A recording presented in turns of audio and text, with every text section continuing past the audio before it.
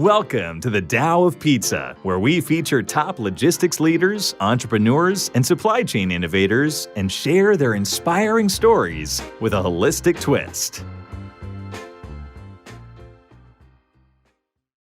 Mark Hiddleson here, host of the Tao of Pizza podcast, where I talk with top industry innovators in the warehousing, logistics, and supply chain business with a holistic twist.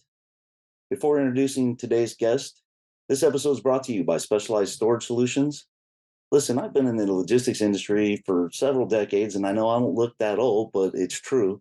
We provide industry-leading warehouse storage solutions nationwide. So basically, if you have a warehouse that needs racks, shelving, carts, conveyors, or mezzanines, we help with the design, engineering, installations, inspections, and repairs to help clients optimize their logistic operations.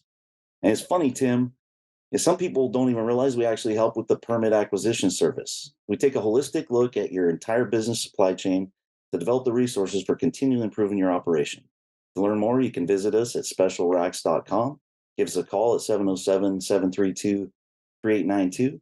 And I even give my personal email address for podcast listeners. So you can email me, markhiddleson@aol.com, if you're ready to take your warehouse storage and retrieval systems to the next level. Now, before introducing Tim Wade, I want to give a huge thank you to Vicky Delojoyo. You can go check out her website. She introduced Tim and I. She is a life-changing workshop leader, chi master, and inspirational speaker. Since 1975, she's helped people, thousands of people really, use joy as a fuel through the practice of spiritual fitness. Now, today's guest is Tim Wade. After being blindsided by an unexpected midlife divorce, Tim turned his deepest wound into a powerful story of relationship transformation that he shared with thousands worldwide. Although he primarily helps men become more confident and compassionate fathers and partners, his straightforward and often humorous message speaks to women as well when it comes to thriving in personal relationships. Tim, welcome to the Tao Pizza. Great to see you, Mark. Glad to be here. Yeah, it was an immediate connection when we connected in Vicky's we were in a breakout session, and it was just awesome.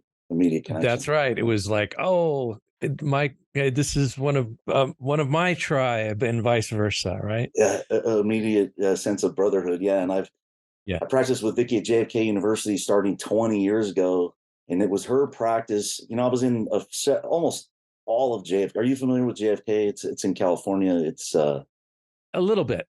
Yeah, it's a lot of teachers from Esalen have taught there, and it was kind of a spiritual learning hub, but it's also like National University took over, so it became really kind of corporate, but definitely a spiritual or a holistic, what I call holistic.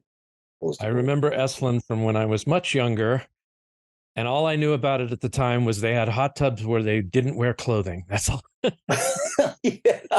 Yeah, I've been there. That was about it.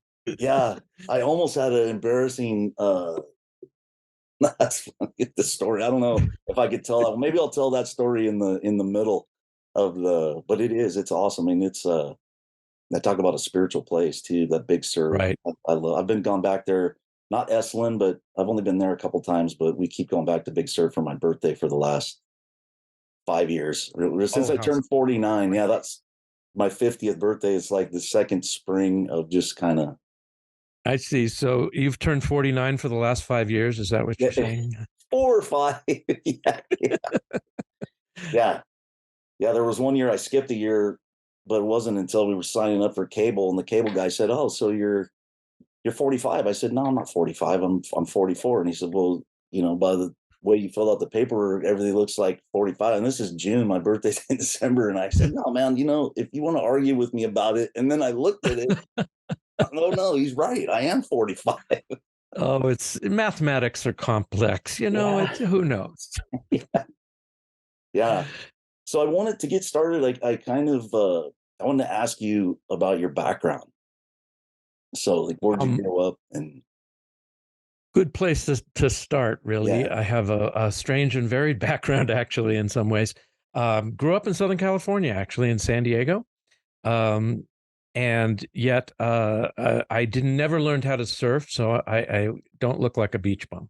I never did. But still, love San Diego, love growing up there, and ended up going into the entertainment industry at a very young age, around like I was still graduating from high school at the time, and went into acting and directing and writing a lot of stage. Worked at the Old Globe Theater and various plays, La Jolla Playhouse. Went up to L.A. to make my fame and fortune in film and television. Um, didn't make the fame. Made good money though. Yeah. Ended up doing a lot of commercials. I was on an NBC sitcom that was on Saturday nights at 9:30, called 13 East. It was about nurses on a hospital ward, and it was well, let's put it this way: if I hadn't been in the show, I probably wouldn't be watching it. But Well, I want to watch it now. I'm just thinking. oh 13 no, feet. you don't. This is blackmail material.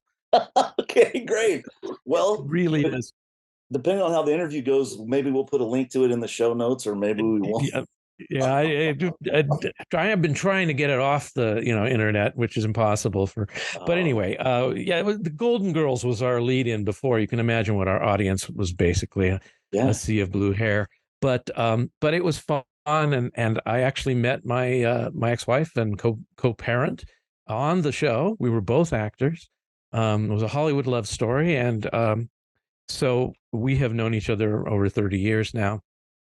And speaking of relationships, yes, we are divorced, and yes, we are great friends and truly happy co-parents in raising our two teenagers. And so, again, part of my story is that I turned what was initially, obviously very painful and like a disaster into not only shifting my career, but also shifting my life toward, knowing more and more how to be a better partner, a better friend, a better husband, a better, I joke that I'm a better husband now than when I was married. Yeah. Uh, Yeah. and so in that sense, my story after I left the entertainment industry is I became a coach. I became a marketing and business coach, actually, because I had had several businesses in the entertainment industry. And so it became a natural transition after I went through my separation and divorce to start talking to people about relationships. And then a lot of men came forward, friends and friends of friends, and said, okay, I'm going through a similar thing. Can you help me? And you seem to have a good relationship with your ex. And how did you do that? And you didn't die during the Yeah. process. How did you do that? And so that's really how it all came about. And I've been doing that for about 7 years now. Yeah. And that really is a great transition. And that's one of, I mean, I don't know if that's called the platitude or whatever, but it's, I mean, I love the turning the wounds, the thing that you said about turning the wound into something beautiful is, I guess it's a lot easier to say than do. So I want to ask you more about what were the early days. I don't even have to share too much, but what were some of the things that you did initially, or what was like a turning point where you started to look at that as an opportunity versus like a victim, I guess, or poor me. And Yeah, no, that is it. You put your finger on the button there. That the very first thing, probably the thing that laid the groundwork for everything else, was that when I really understood, okay, I'm getting divorced. This is happening. In fact, um, to my embarrassment a little bit, I was in denial for a while there, going like, no, this can't be happening. And I put a sign above my computer monitor that said, "This is happening," just to remind me of the reality. And when I yeah, really got that, when I really got, okay, I'm separated now. I'm soon to be moving into my own house. Well, I tell you what, no matter what happens, I'm going to turn out a better man. I'm going to come out of this, the other side, having learned and grown. And that comes from my coaching background and my training in that.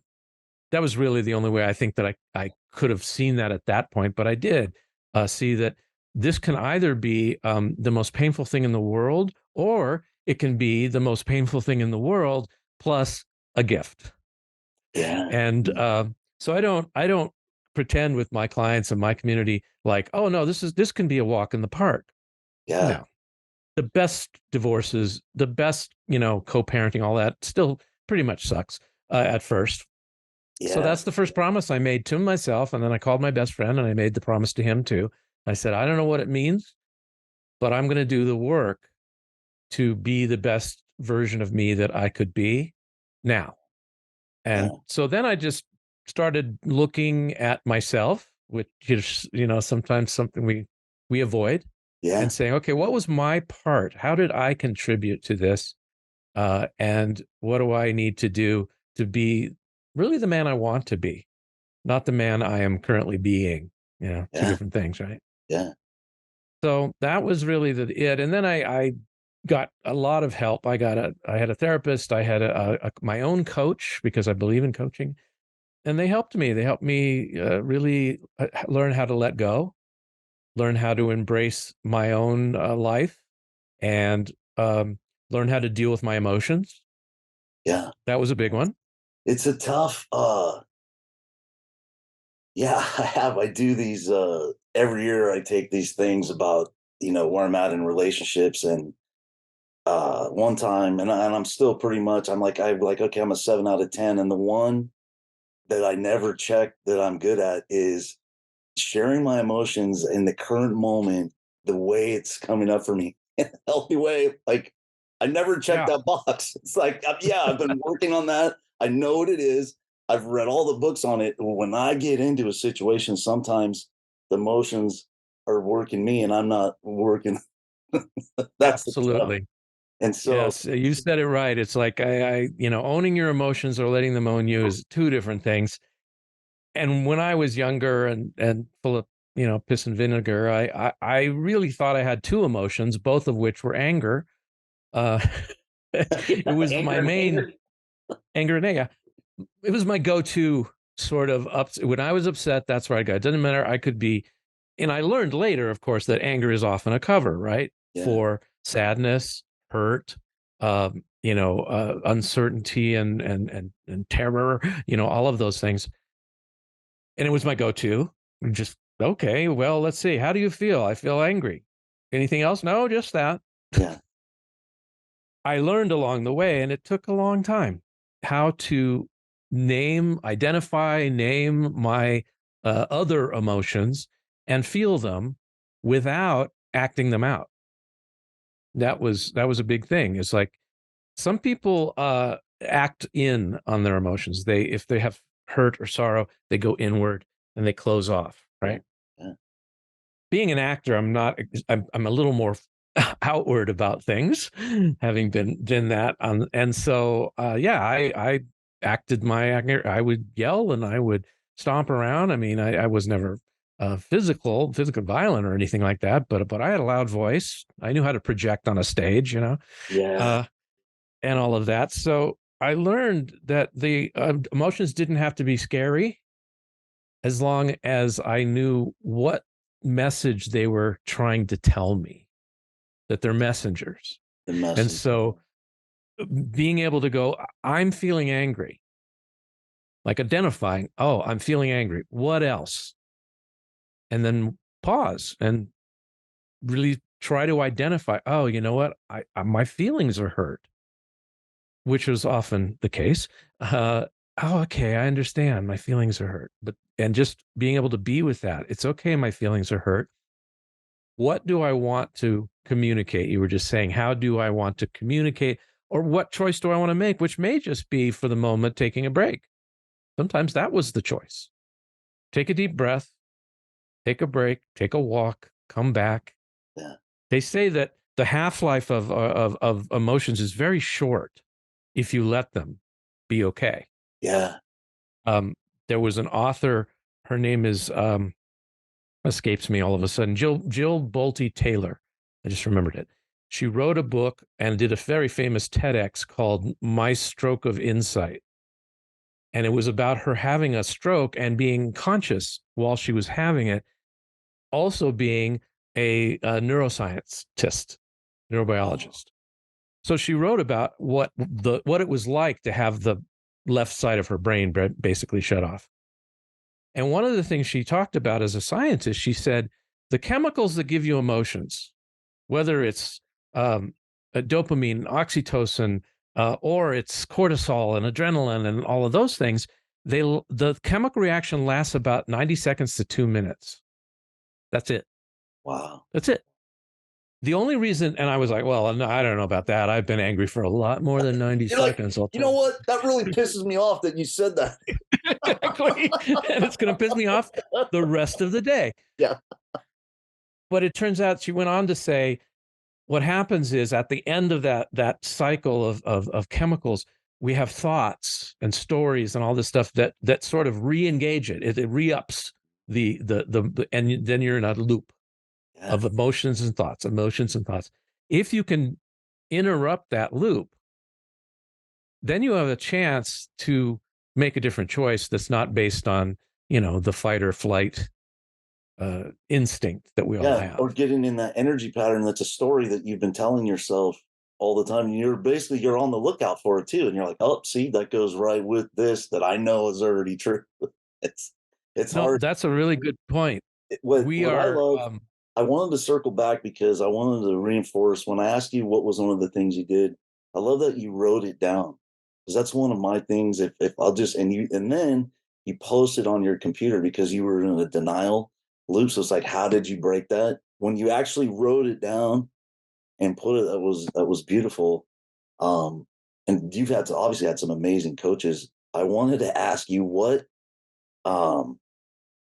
you don't have to give me the top 10. There's probably hundreds of reasons why, but what are some of your top reasons for engaging with a coach? Because I've always had coaches, but it's one of the things I struggle with sometimes of being a type A. And it's like, I know all this. And it's like, yeah, you know all of this, but you don't behave it. And a coach helps. A coach really, really, and all the best athletes have coaches. So what are some of your top few reasons to engage with a coach? Well, that's an excellent question. Yeah, and you already pointed to one, the difference between I know it, but I'm not being it, or I'm not doing it. I believe that a really good coach can do a few things. One, and maybe this is the number one, talk to you in a way that no one else will talk to you, first of all, because they're not afraid of, do you like me? Do you not like me? Any of that. They're there to advocate for your growth, right? And then they help you in your process, not just telling you what to do, but asking you a lot of questions to see something you already know in a new way. So for someone like you, it's perfect because you do know it. And there's an aha moment where you go, oh, yeah, that makes sense. I knew that, but I didn't know it this way. I didn't see it from this angle. And then the second part is, okay, now, how do you practice that? How do you go from theory, the knowledge, to practice? And that habitual practice, consistency is what changes things, right? So I think those are the two big ones, really. No matter what the subject is. Yeah. So it's that detached person who has your best interests at heart, but is willing to ask the tough questions, get into the tough conversations, and give you tools that you can put in action to kind of change your behavior. There's a quote I love from Stephen Covey: you can't talk your way out of a problem you behaved yourself into. So, I quote that all the time. Just yesterday, I told a client that, because he was like, shouldn't we be talking about this more, me and my wife? And I'm like, not right now. Yeah. You have to start behaving first, doing, or not doing, but just being, right? Yeah. And it is I've been married. So our 25th anniversary is in June, and it's one of my goals. Thank you. It's it's a journey, and it's not easy, but we're looking forward to this being like the best. Our kids are kind of moving out at the same time. Our youngest son will move to college in March. Then it's June. So I want to start I'm doing those practices. I'm doing greeting cards, flowers, keeping my mouth shut. Like that. That's actually the scariest. Scariest one for me is like, yeah. So Mark, wow, you're so smart. I have to say, you got You got it all. You do know it all. It's true, because it's so funny you said that. I was just thinking, in fact, I wrote it right here in front of me yesterday when I was talking to someone. I said, the first thing to know is that you'll be okay. Like, you're okay, really. Right now in the moment, you're okay. You don't have to be panic, hair on fire, because all of those things, the things like that, just make things worse. Then the second thing I wrote was shut up. With Right? all due respect. Shut up. Yeah. And the third one was listen. That was it. Those are the three keys right there, that to stop being so needy and nervous. And, we call it in our community, acting like a hummingbird. You know how hummingbirds are just like, and they're all over the place and, all the time. And the opposite of that is being a mountain lion. And a mountain lion, we got a lot of them up here in the Rocky Mountains where I live. And, they lay on a rock in the sun and they're just sort of like, yeah, things are good. Yeah. Dick, everything's cool. Yeah. So you are right that sometimes just stopping and taking a pause and not saying anything, and then moving into, okay, maybe I should listen a little more here, and it's Viktor Frankl wrote the book Man's Search for Meaning. I don't know if you're familiar with that book. Man's Search for Meaning. Yeah. So I've never read because it scares me. Well, it's not an easy read for those of your listeners that aren't familiar with it. He was in Auschwitz during World War II. He was a psychologist already, and what he came up with was a whole branch of psychology after surviving Auschwitz. But it's his description of how mentally he went through it without going crazy or anything else. And one of the things he said is, between stimulus and response, there's a gap if you choose to take it. And from a lot of us, it looks like this. There's no gap at all. It's like stimulus and we respond. We react, basically. Yeah. And he said, if you can cultivate the ability to stop after the stimulus, whatever it is, maybe it's someone gives you a rude look or cuts you off in traffic, or your wife says something snarky, and instead of just going, pow, bad, stop. And what I learned to do was to breathe, and specifically to breathe through my nose. This is something that Navy SEALs learn to do. They do a type of breathing called square breathing, through your nose and out your nose. The amazing thing about that for me is that you cannot physically talk while you're breathing in through your nose. It's actually impossible. Yeah, you can try it, and it's like it doesn't work, which is so great. It's an automatic shut up, Tim. Yeah. And then that box breathing, it activates your parasympathetic nervous system too, which is also down regulates all those hormones that are saying go, fight or flight. Exactly. And then when you can widen that gap and really stand in it and go, okay, I acknowledge what I'm feeling. My emotions are normal and natural. They are. They're just messengers. They're telling me something. Somebody stepped on my toe somehow, or somebody did something I don't like. If it's a strong, difficult emotion. What do I want to do though? How do I want to respond based on knowing who am I? What do I value? And I value, for example, these days, I value being effective and loving over being right. Because being right was like that was my Achilles heel. Yeah, you got it. Yeah, right. Testify. Yeah, it is.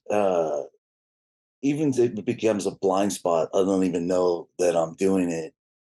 It's just such going on, and so it's something for me. So, what are some of the things that for that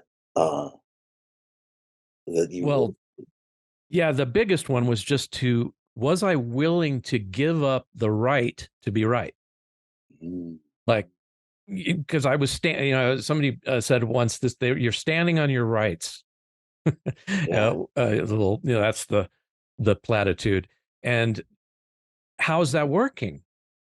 And it works is that I got in a lot of arguments, because an argument almost always is trying to prove the other person wrong and that you're right. Your opinion, your way of doing it, doesn't matter what it is, right?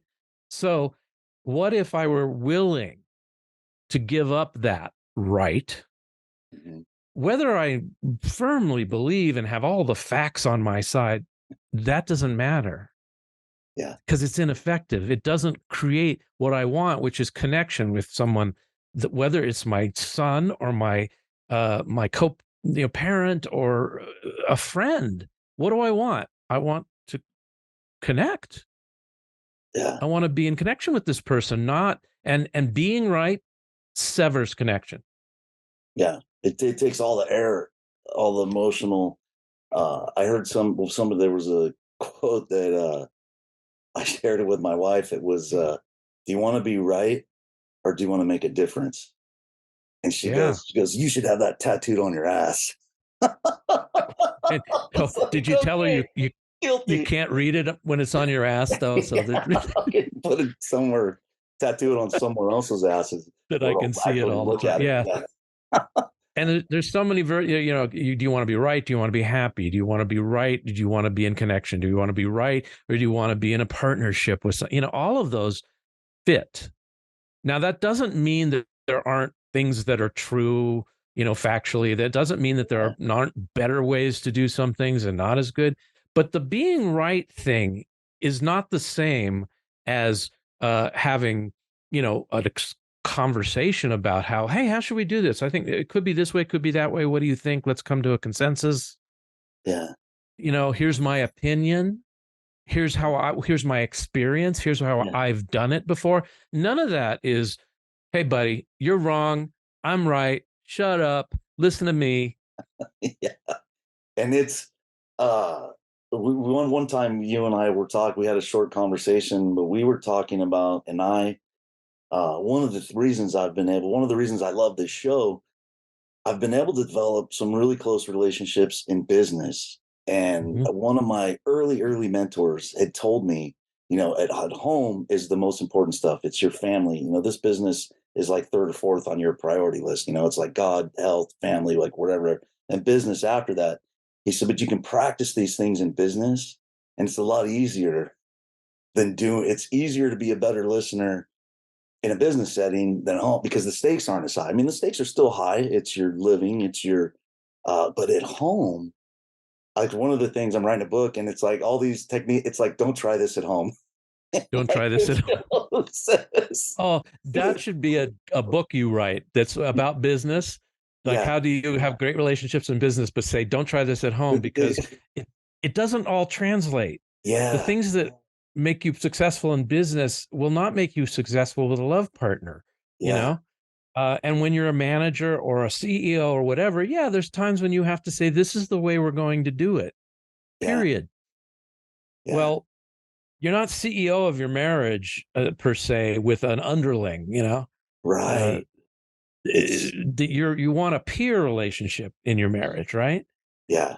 Yeah. And so that's so true. And not only that, I love what you said about trying it out in business or anywhere else where I tell guys, hey, if you're having trouble with the knee jerk, anger, Mhm. try it while you're driving.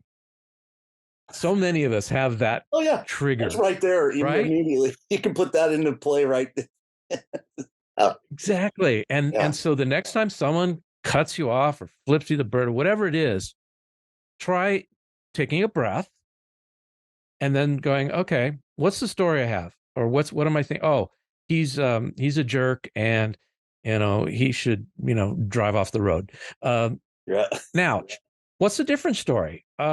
He's had an awful day and he's just taking it out on everybody. Okay. Right. Or the person in front of you is driving, 12 miles an hour in a 50-mile zone. And you're like, "Ah, really? I And can't you're believe 7 minutes late because you and you're worked it late. out that you knew that you could hit every light and go. And then this guy, And beyond. what's he Exactly. thinking? And you get angry with this person. What are you doing? If you get a horse, all that kind of thing. Well, what if you said, wait a minute, that's my elderly mother Mm, who's nervous about driving and doesn't and drives a little slow sometimes, but that's okay. She's 79 years old. yeah. And it's like you see how you can shift the mindset so quickly into a different story. Because here's the thing, you don't know really what the story is. We always try to guess what the person's thinking, why they did what they did. Yeah. We're guessing constantly. The mind is trying to anticipate what's going on. And we're wrong. We're not that great at it, actually, it turns out. We're wrong a lot of the time. We're wrong. Yeah. It takes a lot to get our own story. Like, let's do the work. Yes. Story, but you think let alone knowing what I'm thinking is already a hurdle, let alone what somebody else is thinking. Yeah, very true. Yeah. And so I had a client once who was having an argument over text with his wife. Text war is what I call it. Text war. That's perfect. I'm going to use that if you don't mind. No, because and it's the worst. I mean, there's no facial expression. There's no tone of voice. It's just the words, and often spelled wrong. So he said they were going back and forth over something, and again, it was an argument where he knew he was right. Finally, she texted, "Okay, fine." Okay. And that really set him off. And I said, "Really? Why did it make you so angry?" He said, "Well, I knew what she meant." I said, "What did she mean?" "She meant, okay, fine." I said, "Oh, the text had a tone of voice?" And he laughed. He goes, "Well, no, but I know her." I said, "I know you do. And that's exactly what she meant. You're sure that that's true?" He goes, "Well, probably." I said, "Probably. You couldn't get to sleep that night because of that probably, and you were angry." I said, "What if she meant, okay, fine? What if it was that?" And he went, "But," I said, "But what?" And he goes, but. I said, "You don't know, do you? You don't know either. Neither one of those is true or false. It's just a story." Yeah. And he went, "Oh my God." And then he got that aha. And he realized in that moment how many stories he was using to be angry with her when he didn't know. So I said, when you give someone the benefit of the doubt as a practice, when you try to remind yourself they're trying their best and they're not out to hurt me, they're not doing this to me, I said, your story changes and you can let a lot of things go. And he said, "Yeah, but what if she was really like, doing, flipping me off?" I said, "So?" That has to do with her more than you anyways. It's what's more effective, and would you like to get a better night's sleep? Then just believe the one that's like, she agreed. She agreed with me. I got what I wanted, even if it took a lot out of me. And then we started working on how do we avoid even that text war, kind of thing. So that's one that reminds me that's so much easier to do in personal relationships or business, because it's the book How to Win Friends and Influence People, Dale Carnegie. Mm-hmm. One of his is if there's two motives for an action, two possible motives for someone's action, always choose the nobler of the two actions. That was the motivation. And my old boss he had said it so much, he would always just say, choose the nobler of the two, choose the nobler of the two. If you were getting into something with a customer and you're like, hey, look, it kind of like we're right, because it happens a lot of times. It's like the customer is always right. Well, sorry guys, the customer's usually wrong, and you have to figure out a way to work it out and figure out what the real story is. Like you said, what is that okay, fine from a customer? Do you just let them go away, or do you get to the bottom of it and say, okay, we had a text war or whatever it is, right? You disagree, and it's that. And this is the principle that I think you asked me what's the biggest challenge, and I said it's seeking to understand. It's the fifth habit, the Stephen Covey, seeking to understand before being understood. Because there's this thing that's like, no, you don't get it. This is no, you have to hear me first, when it's the opposite. Right, exactly. Get it from them first. So what do you have for that? I know you have a 4-step communication thing. Yes, there is that I use, and it was inspired by a book named by a gentleman named Michael Sorensen, and it's a listening skill. Basically, it's a way to listen, to do one of the things, just to hear before speaking, be understand before trying to be understood. And what it and I'd love to go through it. It's pretty simple and straightforward, but amazingly effective. And one of the great things about it is that it leaves the other person, for the most part, feeling seen, heard, understood, and I would even throw in what women like to say a lot of times, which is gotten. Yes. I have a lot of women friends, and how many times they've told me, "Oh, you know what I love about my husband? He really gets me." Or I'm dating this new guy. I met this new guy, and you know what? We just hit it off, and it seems like he really got me. He gets me, and that's a huge compliment, It is. right? Yeah. And I Yeah. think it's true for everyone, not just women say that, but men like to be understood and gotten and seen and heard.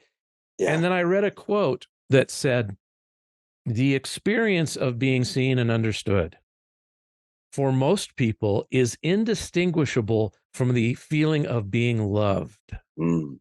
Mm. That was an eye opener. I was Yeah. like, yes. Yeah. So if you can imagine that learning to listen better, you are actually giving the other person a gift of feeling good, feeling loved, feeling a sense of worth and high esteem, all of that. It's like, wow, this is powerful, right? Yeah. So it starts with, there are some listening mistakes that all of us, I'm sure, have made at some point or another because nobody ever taught us how to listen, right? Um, we were told to listen in school, sit Yeah. down and shut up and listen, Yeah. but never really. Well, how do you listen to someone, especially if there's emotions involved, Mhm. or high stakes, like you said? Yeah. I say. And the number one thing, we already said it, is like, close your lips, don't talk so much, right? So Yeah. talking too much, number one adversary to listening. Yeah. It's the old two ears, Uh, one mouth, listen twice as much as you talk. Yeah. exactly. Yeah.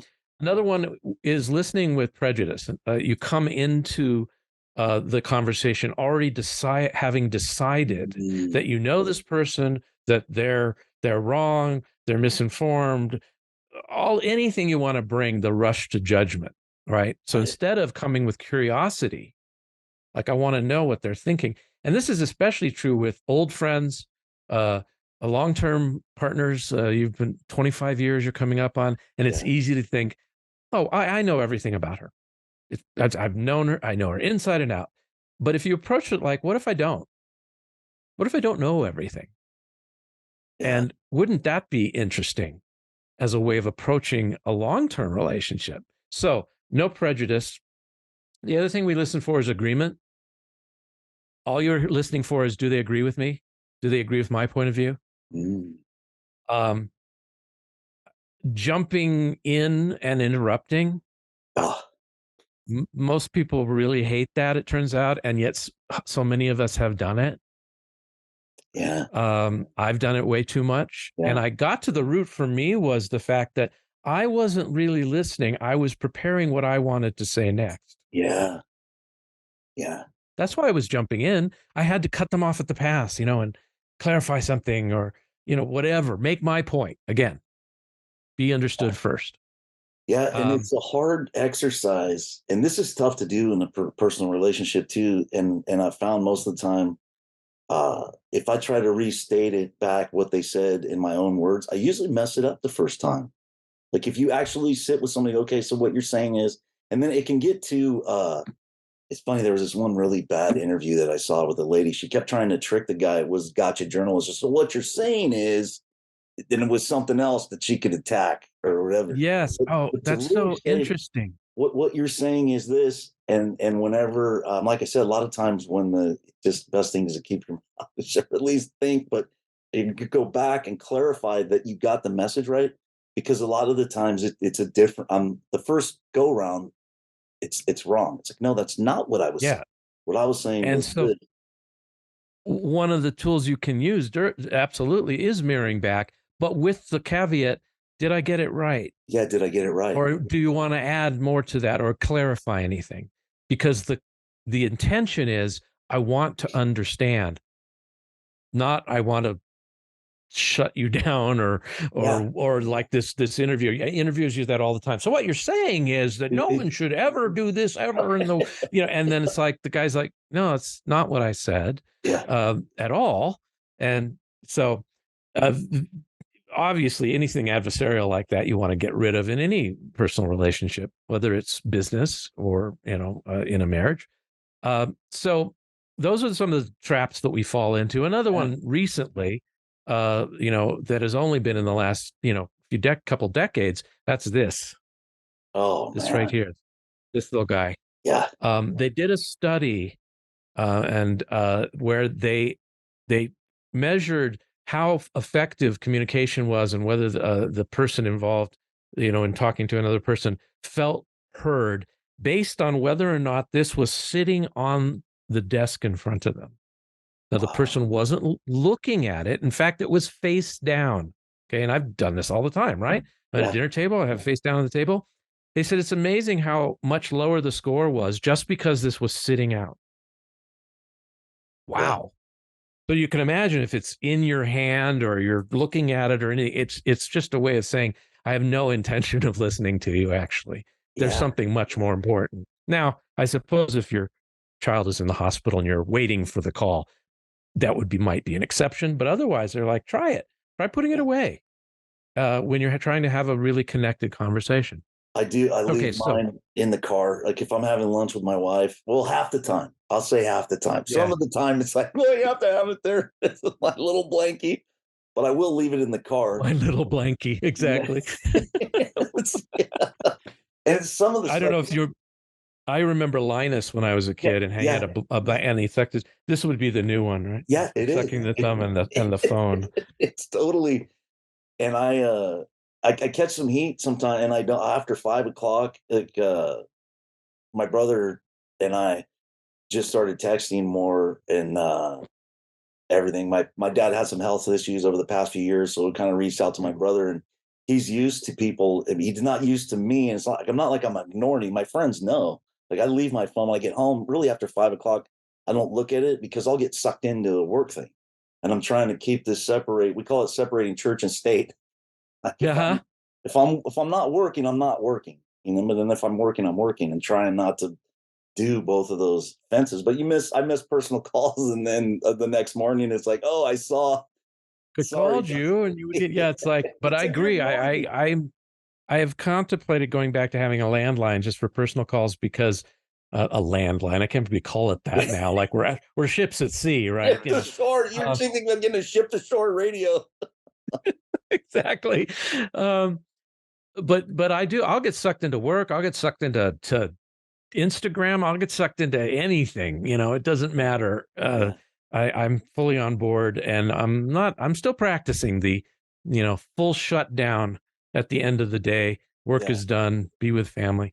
So anyway, but I want to go through these 4 points before we run out of time. Yeah, please. And they apply, by the way, to friendships. They apply to parent and child conversations with some tweaks, for age appropriateness. They apply obviously to love relationships. I mean, it's amazing. These work really well for anybody who's listening, no matter what your circumstance. The first rule is to listen and approach the conversation with wanting to understand. We talked about this, and having empathy.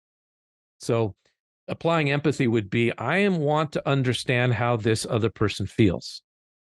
That's my goal. Not even so much what they think, but first, what are they feeling? Yeah, what's here? That's exactly right. Exactly right. So what you're doing is you are being curious. You have an open mind. You have even open body posture. Not doing one of these things. That says that's an invitation for the other person to actually share with you what's important to them, how they're feeling about something. So that's number one. And part of that is you're not listening in order to solve it for them, whatever the it is. Now, you and I know as men, we tend to be fix-it guys, and that's great. It's a great skill. But like we said, at work, fixing things is like a great thing to be able to do, right? Solving problems and coming up with solutions? Absolutely. But in a relationship, how many times you heard this idea, I just want you to hear me. Yeah. Put away your toolbox. Yeah. Yeah. Right? It can be great. A great practice of that when we did it's one of the reasons I love practicing in like a mastermind, because there's the skill of not giving advice when you just listen and you do Mhm. that exercise, and it does feel great. I mean, I think that's one of the reasons we connected is we were practicing. We were actually practicing that. We had just met each other really Right. and Right. sharing Exactly. something. And it's hard not to just give the 1, 2, 3, 4 matrix. Here's what you should do. Just Yeah. listen to Right. that person Exactly. and feel that person. So that's great. And not So yeah. go. So that's the first thing. Yeah. That's how you approach the whole conversation. Number two, and this is probably the number one thing, you could call it validating listening. You could even call it that because Mhm. it's validation.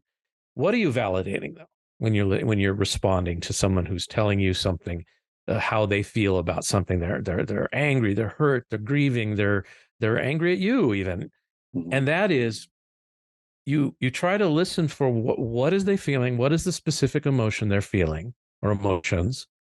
Again, identifying the emotions, and then you validate by saying, "I understand," or "Oh, it sounds like you're really angry. Is that yes, I'm pissed off. Yeah. Okay. Yeah. I understand. I got it." And part of the validation is helping them even understand that their emotions are okay. They're normal, natural, harmless, in fact, if you don't act them out or act them in. And you're saying, "I get why you would be angry about that." Yeah. You might, if you've been in a similar situation, you say, "I would probably be angry about that." Or I was in the same place and yeah, that really, ticked me off. I get it. I Yeah. totally understand. Yeah. And you don't try to talk them out of it. And this is huge Yeah. because we live in a world in which, and I'm going to tell you and your listeners this, and I'll apologize in advance because as soon as I tell you this, you're going to see it everywhere. And that is, you will hear people saying things like, and they do it from out of, you know, good nature. They Yeah. say, "Don't feel that way. Yeah. Oh, Yeah. it's okay. No, you'll feel better. Let me cheer you up. Yeah. It's not as bad as you think." Uh, on and on and on. And we think we're doing the person a service, Yeah. and we're not. Because the emotions tend to lose their power when you acknowledge them and just let them be. Mhm. Let them be okay. It's okay. It's okay that you're sad. Yeah. I'll be here with you in your sadness. Now, what does that take? It takes emotional courage on your part to be okay with being with someone who's not, feeling well, feeling good. To stay in In that fact, space. Yeah. yeah, That's what a yeah, stay in that. Lionhearted. And I don't think I said Lionhearted is the name of your th- group, that's right? right. Your company. My Lionheart. So company, that's courage. Yeah. yeah, courage and compassion equals Lionhearted. So Mhm. you get both, and it takes courage to not. It was pointed out to me quite a while back, and it's so true that there were times I would want to cheer someone up, not because I really wanted them to be cheerful. I just wanted to get out of the discomfort, my own discomfort of being with someone who's Mm. having these emotions. So Yeah. it takes generosity and courage as well uh, to just be with them. Brene Brown talks about this in some of her stuff about sometimes the best answer is, "I don't know what to say, but I'm here with you." Here. Yeah. So you don't run away. You don't try to, change the subject. It's like, no, I'll just be here. In fact, if you just need to cry or you need to be quiet or if it's in business, someone's stewing and pacing around, it's like, okay, Yeah. let them. It's okay. I can handle it. Yeah. Right. You're a container for that. Is to hold it and not to make it like a hot potato that you just Exactly. So, into. so that validation is about Mm. letting them have their feelings, not talking them out of it, helping them justify like your feelings are okay. They're not wrong or bad. You don't need to stuff them down or act them out. And then a real technical thing is we all use micro validations. You're doing it, I'm doing it, and they look like this. Uh-huh. Oh, wait, go on. Tell me more about that. Those are small validations that just, again, reinforce the I get you, I hear you, I am, with you. Right? Yeah. And none of And, what you said so far has anything to do with creating a solution for it or anything else, or even getting your own point of view across. That's all, because that's the other thing that opens up the space for somebody to share that, is if they think you're doing it right. just to build your list for the Lincoln Douglas debate when you get your 2 minutes for whatever. Yeah, Yeah, exactly. be genuine. Um, I love that you're going through this too. So we're on 3, right? Or was that Yes, just, now we're at 3. yeah. We're almost done. These are the easier ones, I think. Okay. 3 is what you just said, and that is, should you offer advice? Should you give a suggestion? Should you try to fix it? And the blanket answer is no. Most of the time, people don't want that. You said, well, I know this stuff. Most Right. people know, Yeah. and they're Yeah. pretty good at solving their problems. What they want to be is heard and understood. So they don't really need your advice. And here's the pitfall of advice is becoming the rescuer. And the rescuer always is one up on the other person. Yeah. I know how to do it and you don't. Let me just, clue you in. Yeah. Nobody likes to be in the one down position, No. right? Yeah. Not only that, what you can do though is ask a really important question, and this works brilliantly with teenagers, by the way. The question is this: that sounds really hard. What do you think you're going to do about that? Some version of that. What are you going to do, or what do you want to do? How are you going to deal with that?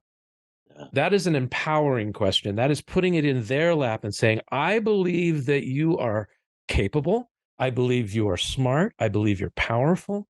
I believe that you can come up with a solution. Yeah. And it's amazing how people kind of they get lighter and in that moment and go, okay, yeah, well, I was thinking of doing this. And then you can have a talk about that.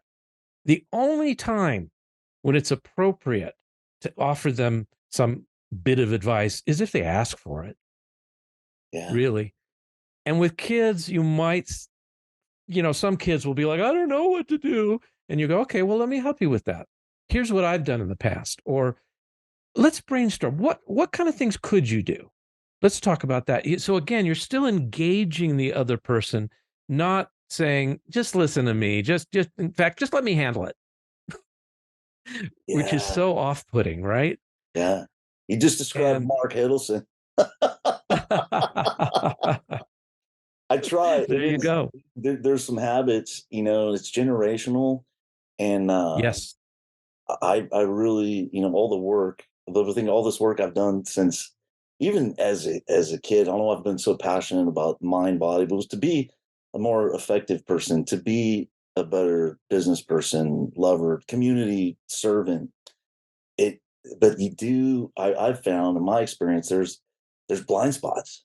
And when my Mhm. emotions get, like, I love that you're sharing with these, because it's so rare that people, when I'm with people who've practiced this like you, we almost immediately, I think that's one of the reasons we immediately connected, because you're that kind of listener.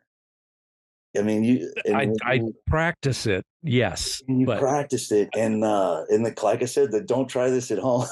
The closer that you see how well you're practicing it in those most intimate what relationships. So what's this is beautiful.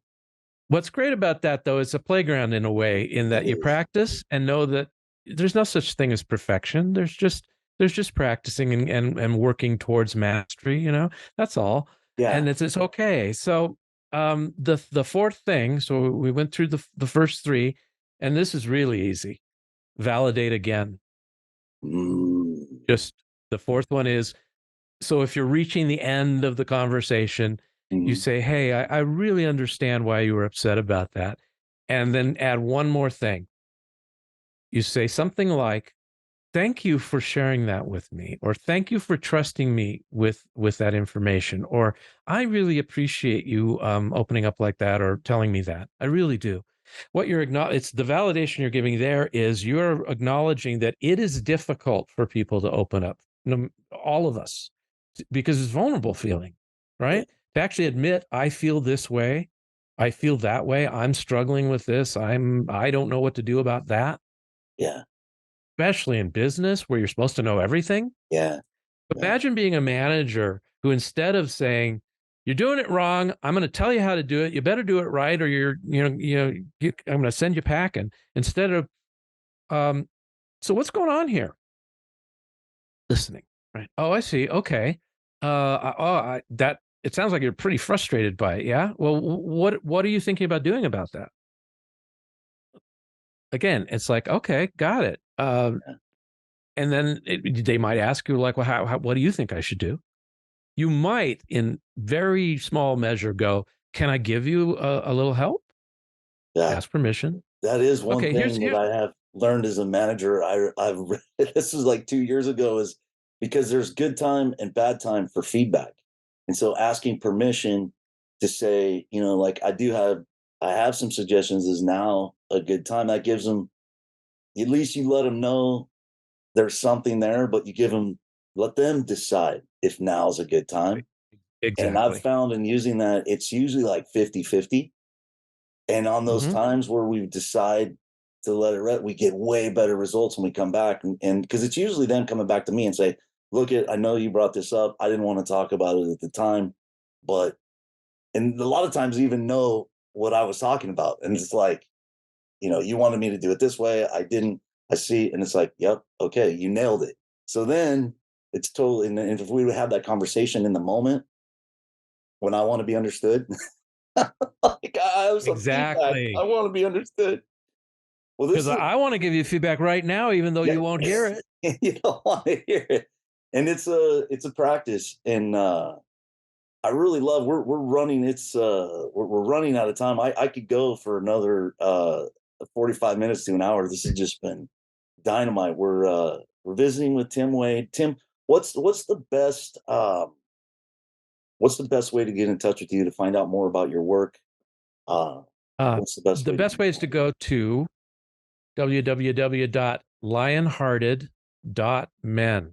Okay, so it's not .com. Yeah, A lot of people say there's actually a .men.